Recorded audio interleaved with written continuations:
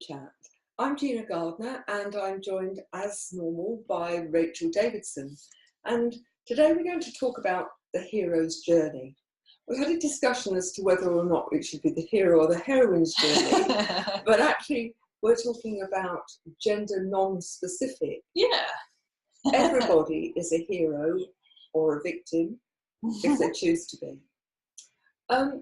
If you look back to times gone past when people used the power of story and saga to give meaning to what they were doing, there was always a hero, and the hero was always on a journey. Yeah. And it's a metaphor for life, isn't it? That our lives are a journey from the moment we're born into this world until we leave.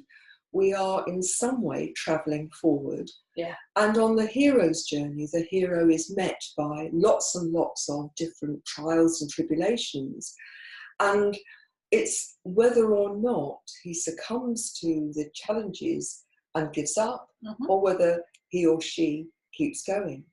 It's one of the biggest, strongest, most prevalent archetypes, isn't it? Absolutely, yes. Humanity's existence, really. It's no matter which bit of the world you come from, and even which time you existed in, you would recognise the hero's story, wouldn't you? It's true of modern plays and television programmes and films, as true as it was in Greek mythology, going back, I'm sure, even further. Yeah, I mean, you know, the Avengers movies and all that sort of superhero, the comic book characters, they're all, you know, heroes, aren't they? Absolutely. Are they going to overcome evil? Is good going to win out despite all of the challenges? And, you know, I think for every one of us in modern day that we are on our own hero's journey. That there'll be times when we go through the valley of despair and where we get caught in this quicksand of indecision, procrastination. You know, there are the mountains to climb. There are times when we were talking before this show about, you know, our dreams and aspirations. At times it feels like a mountain to climb, that the challenge of moving from where you are to where you think you want to be can be overpowering. And so today is all about, you know, how do we, in modern times, how do we help ourselves and others negotiate that journey? And it's an interesting one, because part of the conversation, again, before we started, was about a challenge that your daughter's having in terms of managing her father and how he responds to her. And part of her journey is to recognise that actually she doesn't have to do things his way. She has a choice in terms of how she wants to live her life as she becomes an adult. Yeah, I mean, if I was a comic book author, which I'm not, but if I was, I would be drawing the heroine facing a big, dark, sort of negative super baddie. Yes. And she'd be having to pull out all of her superpowers and her fantastically shaped weapons, that they always seem to have the shape of a weapon. It can't just be a dagger. No. and describing how, you know, through grit and determination and a belief that there is a better way, belief in the moral right, she would defeat this big ogre and become the hero of her own story. Yes. And I think for me, one of the biggest messages about the hero's journey is we have choices, and we have choices to succumb and give up, or to keep going. And I think we are offered opportunities on a daily, hourly basis to make those sorts of choices. So, you know, at a personal level, I chose that I wanted to walk again. And I you know, quite literally, I fell down and I got up again, and I fell down and I got up again. Because the drive to walk was really very strong. Yes. In the same way that those of you that have listened before know that my mission is to positively impact on 1 million people in the next 5 years. And there are times when that feels like a huge mountain to climb.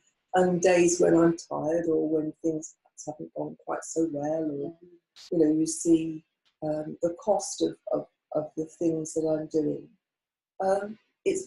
Would be very easy to go into into that valley of darkness and stay there. Yeah. But actually, for me, the sense of purpose is one of the things that drives me out of those challenges.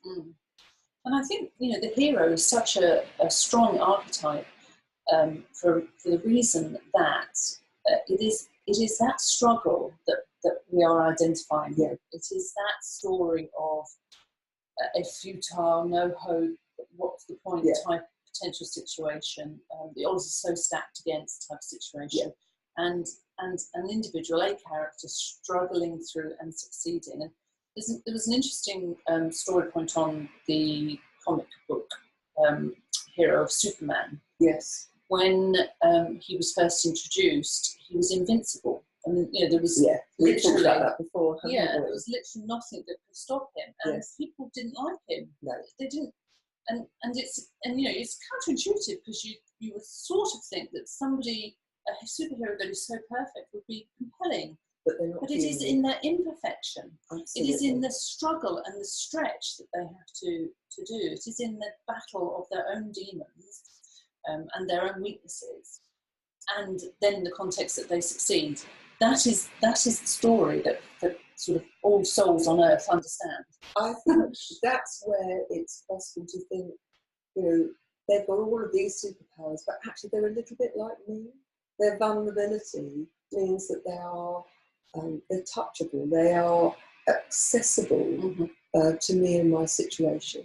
And all of these things are metaphors, aren't they, in terms of our own struggles. And it may be that we're not fighting off the evil demon to save the world, but we are fighting off the evil demons in order to save our world. Yes. In its amazing smallness, and yet its universal significance, because in those daily battles, those tiny decisions that we make moment by moment, those are just as important as deciding whether or not you're going to fly and go off and do battle with something that appears to be much bigger. How often do you put something off because it feels too big? And what's the impact of that over time?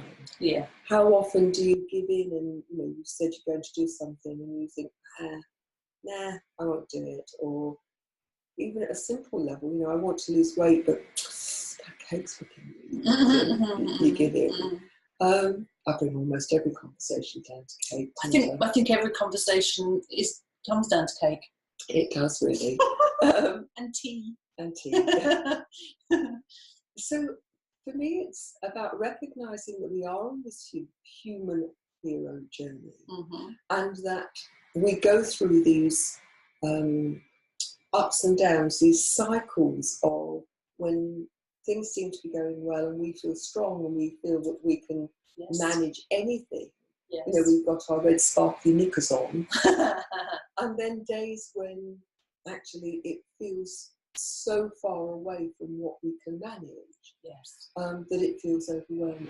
Yes, the kryptonite has come near. Yeah.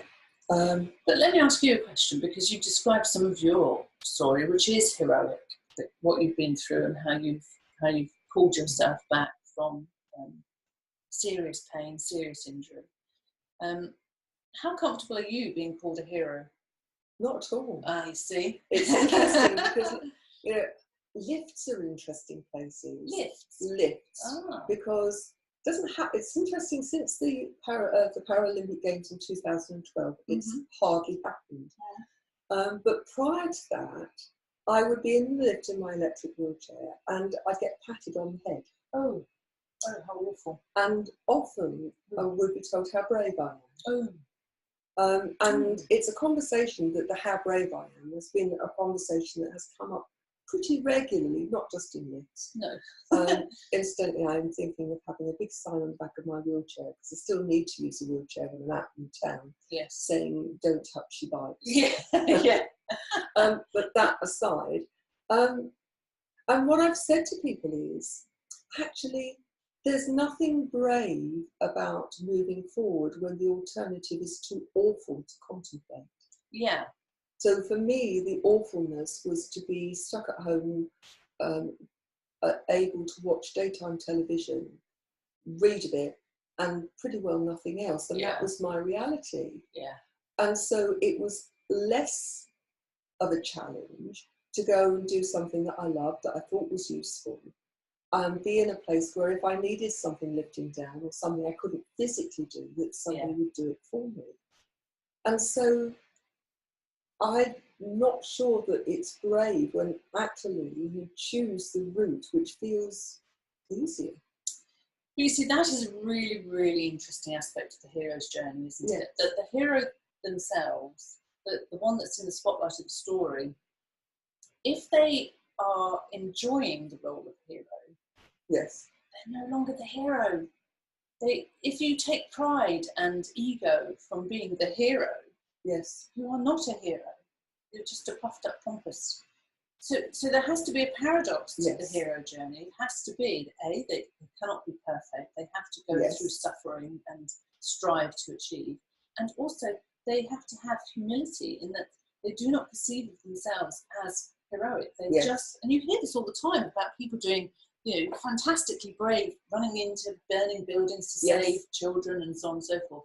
And you hear it all the time of them just saying, I wasn't a hero, I just did what was obvious. I just did what was right. I did what was the alternative.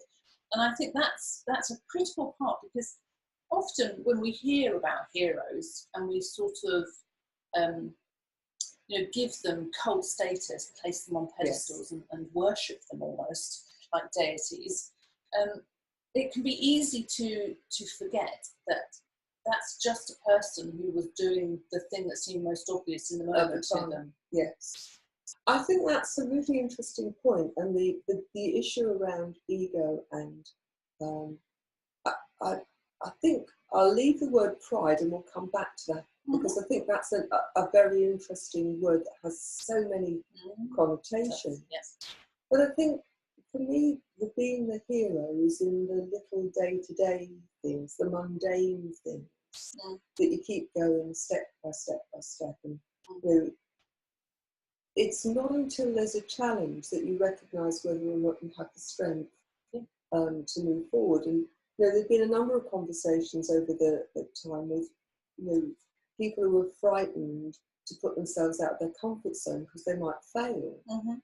But actually, the heroism, if you like, is in the fact that you'll go and give it a go, and if you fail, that you will learn from it and give it a different go. Not always doing the same thing, because that can lead to insanity, but ultimately learning from that failure and doing something different in order to move forward.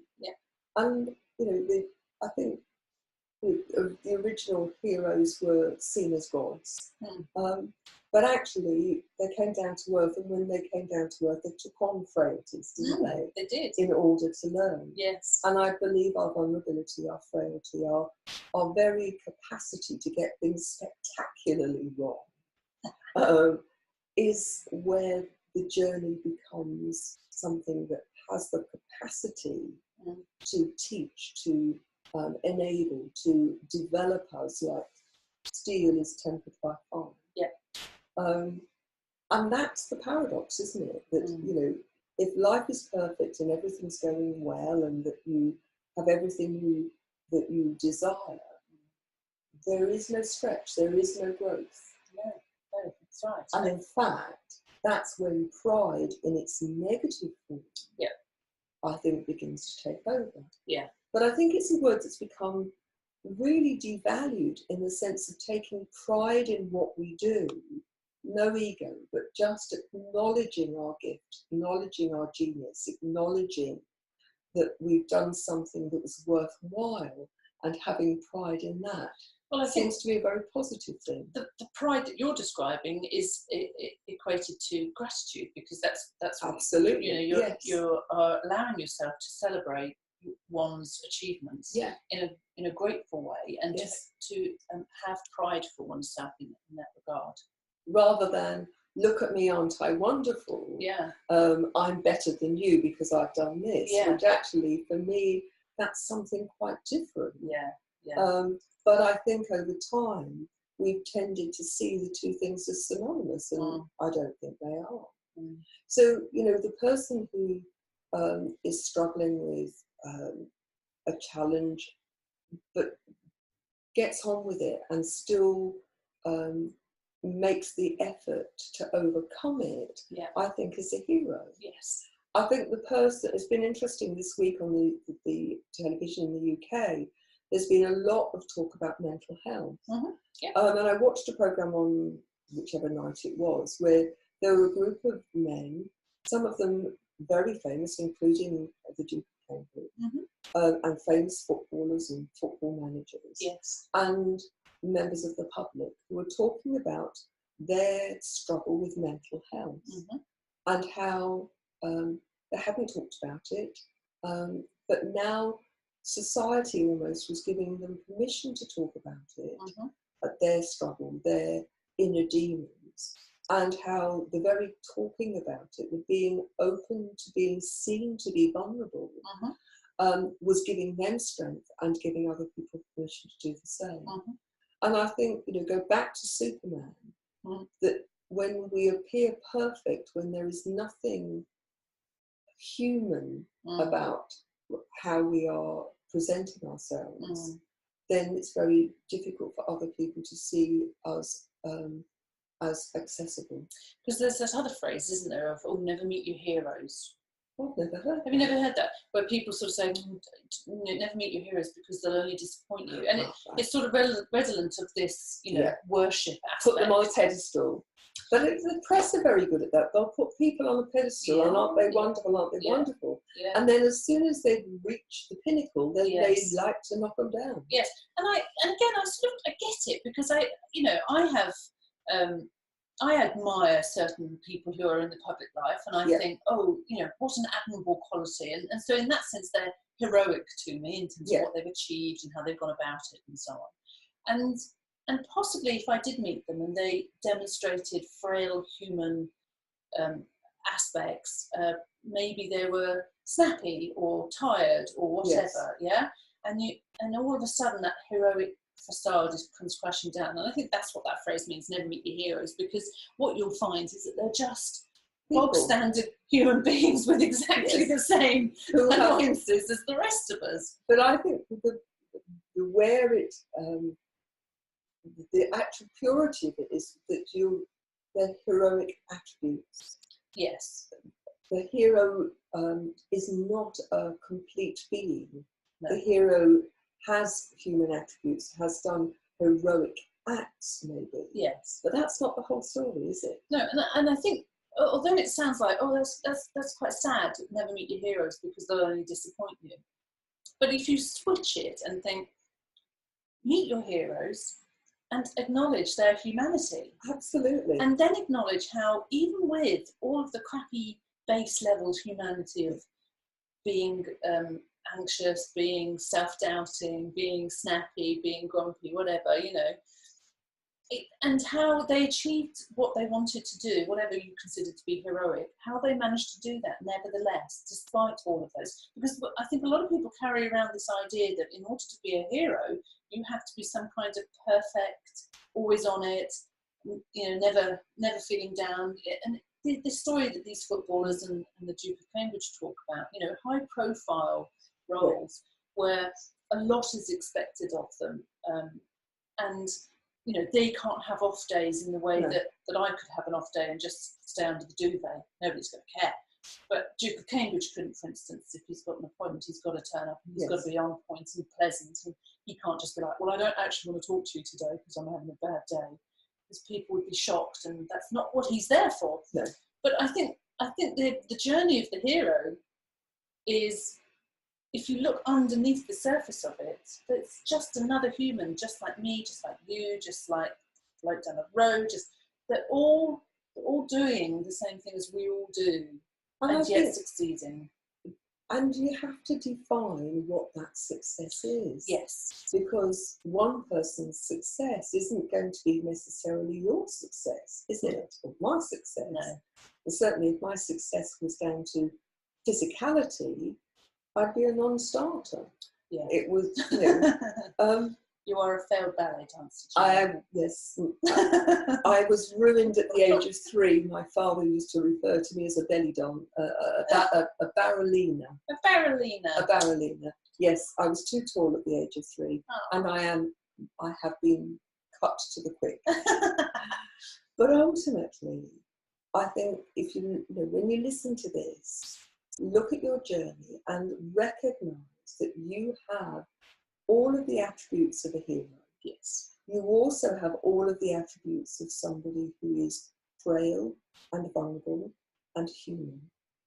And it's actually acknowledging that when you step into your genuine power, that you acknowledge both. Yes. And that, it's the shadow and the light. Yes. It's the dealing with the frailties that actually create this heroic version of us. Without those challenges, without those difficulties, there would be nothing to create that stretch, to create that tension that enables us to grow. And then also celebrating and being grateful for the strengths and the superhero powers and the success that those bring in life. It's interesting because, you talked about the fact that many people have said to me, how brave I am. Yes. But I've also been asked, if you had the choice, would you have not been disabled? Yeah. And it's a really interesting one because maybe I've just rationalised it, but one of the things that I have recognised about myself is that my growth through dealing with the challenges has meant that I believe I'm more empathetic, that I am a better listener, that I have been able to create strategies that are useful for everybody. I'd like to think that I would have done those things anyway. I suspect that I wouldn't, certainly not in the same way. I'd have been too busy getting on with my own stuff in a different way. And so whilst I would rather have not gone through all of the anguish and the pain and all of the suffering bit of it, because I don't think anybody in their right mind chooses the suffering bit. No. Out of it, the gifts that have come have been so significant. I wouldn't want to give those up. But I'd give up the suffering bit. If I could have those without the suffering, great. But I suspect that I wouldn't have done. Now, is that me just rationalising it, or is that the reality? It's my reality. Well, my belief is that whatever is intended for you won't pass you by. And also that you are never tested beyond your soul's limits. So whatever you're given is, you're given within your capability. And that is a capability that you may not acknowledge is bigger than you think. Yes. You may think at times when you're suffering, how can this be within my capability? But my belief is that is the case, that the powers that be understand your greater powers. So, and that's the other thing about the hero's journey, is that we talk about heroes in retrospect, don't we, a lot. Yes. We, even when they're living people amongst us, we talk about their heroic status because of stories that have happened. And so it's always in retrospect that it's never a future hero. You're going to be brave. You're going to be that. Nobody is celebrating me as a future. Okay. But when I finish my purpose on life, then maybe some people will look back and say, hey, Rachel was quite heroic in those aspects. So that's the other thing about the hero's journey, is the hero themselves, when they're on it, doesn't actually know that they're on a heroic journey. They just are doing what seems right in the moment, coming naturally, and it's what I wanted to do, whatever. It's only by the viewing of somebody's life by another person, this definition of hero starts to happen. It's only by looking back at a life and saying, Oh yeah, wow, that Yeah. you know, that arc of a life seems linear. It wasn't in the time. It wasn't linear at all, was it? You know, No. nobody on this planet is walking a definite, I'm doing this, I'm doing this, I'm doing this, I'm doing this, and I will not deviate from anything. No. All people deviate. The amazingly well-paid footballers who you think have life sorted, and what on earth could they have to complain and be depressed about, for heaven's sake, are depressed. Yes. It's because they'll only understand the meaning of that experience when they get to the end, Yes. won't they? When they finish a journey. So there was a program has been on a series where famous celebrities have undertook the training of the SAS. Oh, yes. It was brutal, absolutely brutal. Now, SAS training is. I follow those sort of programs because for me the fascination is watching the growth of people. Yes. And without exception, the people who were there, even though Victoria Pemberton was one of them, poor self-worth, and yet, you know, multiple gold medals. Yes. I think that for me, the hero's journey boils down in essence to the struggle we have coming to terms with who we are. Yes. And learning to love and appreciate who we are, wobbly bits and yeah, you know the mysticism around alchemy, and the how you can turn base metals into precious metal. Well, it's in my view an allegory for how human beings become, you know, how we improve our souls. Okay, and there's a term, actually, it's one of the main characters of the second book. It's called Negrido, and that is about burning everything down to its base, so blackening through a fire and removing all, purifying in order to then come forth as precious metal. And I think that is, you know, the process that we're taken through. It's alchemical. So within the struggle of life, whatever that turns out to be for people, that is where the precious metals come forth. Absolutely. And you know, if you Anne's joined. Hi Anne, nice to see you. It is through the struggle, and for me, if you substitute struggle for fire, you're going through the fire of daily living, that actually that you get past all of the base stuff, all of the inconsequential things, and you get to the real precious metal, the true gold, which is, that's who you are. That, you know, at the purest level, each one of us is the most amazing being.